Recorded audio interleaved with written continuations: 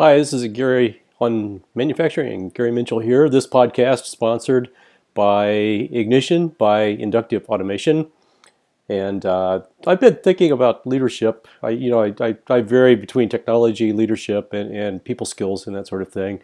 And so I'm saturated with National Football League here lately. We're in the playoffs, and so there's a lot of games. Yesterday, I took the laptop down to the family room and turned on. First I watched Arsenal and Stoke City in the Barclays English Premier League. Interesting game, not necessarily thrilling, but competitive and that sort of thing, and pretty good. And then I watched the two NFL games that came on later, American football, if you will, or American version of rugby. It's a little more, as somebody explained, it's rugby with a forward pass. And the forward pass gets to be interesting. So I was thinking about this watching actually a week ago as I was thinking about writing this podcast episode. And watching a team, there seems to be a thing going on in college football lately. So in America, because a lot of you listeners are not Americans, you're from around the world where you're watching different kinds of sports. So we have college or the university athletics. And they're almost, in football, it's almost like a minor league to the pros in many ways, but they're just another whole different kind of thing. And I'm not a college fan. Particularly, I watched the championship, and that was about it. But in college, there's a key position in American football called the quarterback. The quarterback gets the ball on almost every offensive play, and then they do things with it. And quarterbacks are mostly known for being able to pass the ball, the forward pass, and being able to stand there and there. They also need to be the leader of the team. In the huddle, they call the play, they encourage other players, they listen to feedback, and they get everybody organized and in the right formation and make sure everything is going okay. In college football, all of a sudden, we're getting the superstar or the one-man show things going on. So Robert Griffin III and Cam Newton and some guy from Texas by the name of Johnny Manziel, who naturally winds up on my team, the Cleveland Browns, who can't pick a quarterback worth anything in the draft. But these are all guys who want to be one-man teams. They can run, they can pass, they can be the leader. They're the focal point of everything, and they just sort of need 10 other players to make the roster filled out or something. And so sometimes that works at college, okay, and there's a lot of that. For one thing, a lot of the defenders are not as big overall in college and not as fast, and you're not playing as many games.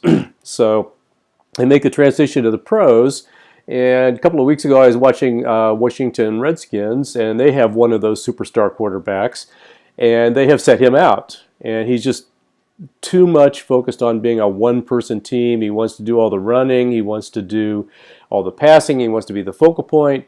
But it's really tough to be that way because the lifespan of a running back in the National Football League is about 6 or 7 years. They get beat all the time. They've got 300-pound, very fast. I mean, when you get somebody 300 pounds that can run the 40-yard dash or a little less than 40 meters in 5 seconds or less. They're fast, they're strong, they're heavy, they beat on you. You can only last so long as a running back, and then your body's beat and you can't do it anymore.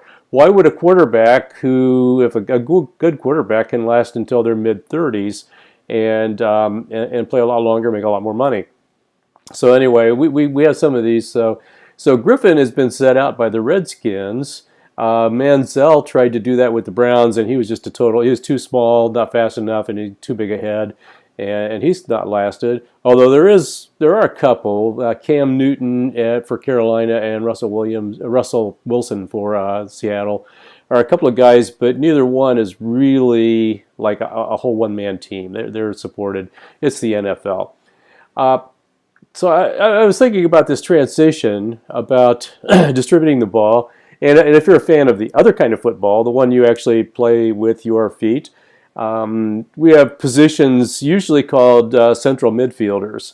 And they're kind of in the middle of the pack. You got defenders in the back, and then you got forwards, strikers, and so on. But somebody's got to be in the middle that can distribute the ball. Somebody needs to be there who can move the ball here, and find the right people.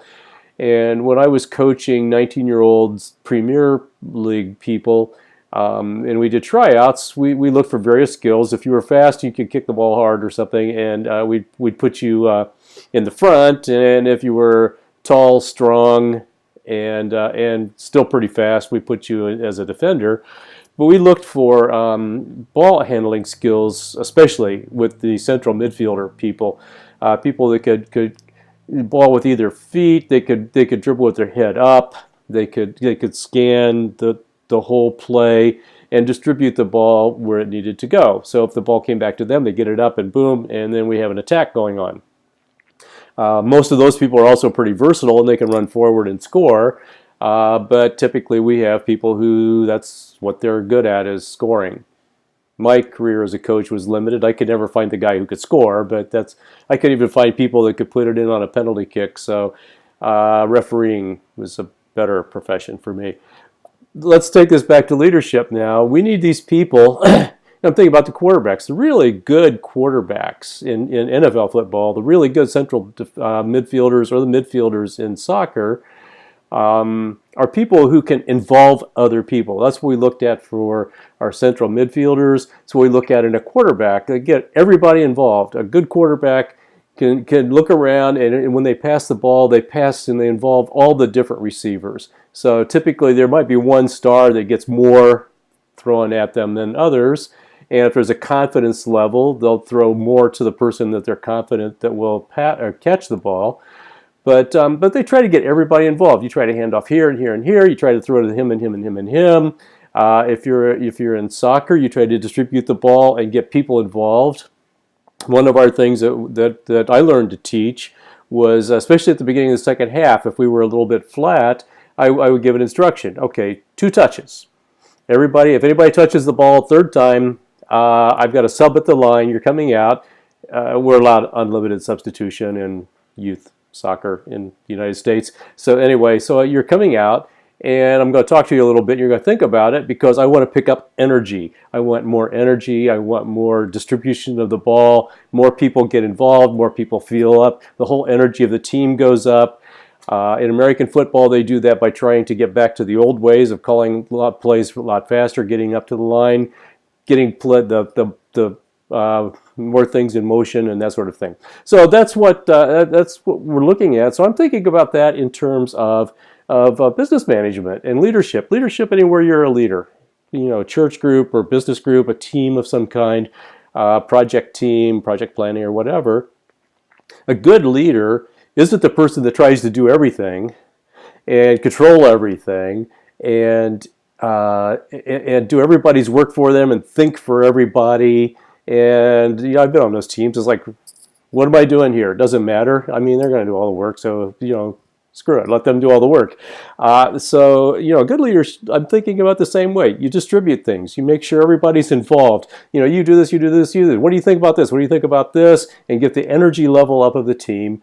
And I think you'll find a more successful team. I've had teams both ways. I've made some bad hires in my life, and there are times I've had to fire people.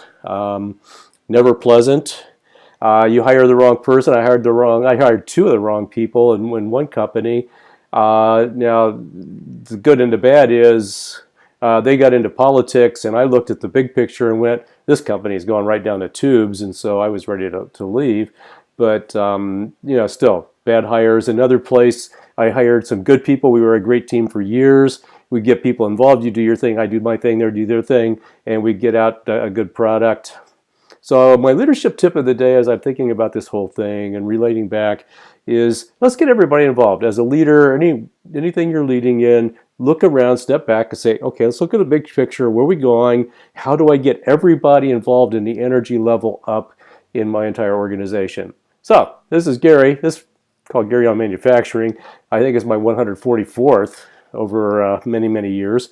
But at any rate, it's on leadership. And let's think about it, where we lead, how can we get everybody involved and get the energy level up in our organizations and our teams and get stuff done. So anyway, this podcast is brought to you by Ignition by Inductive Automation. I thank them for their support. And listen in another time. I'm trying to do these much more regularly now than I've been, and my energy level's up. What can I say?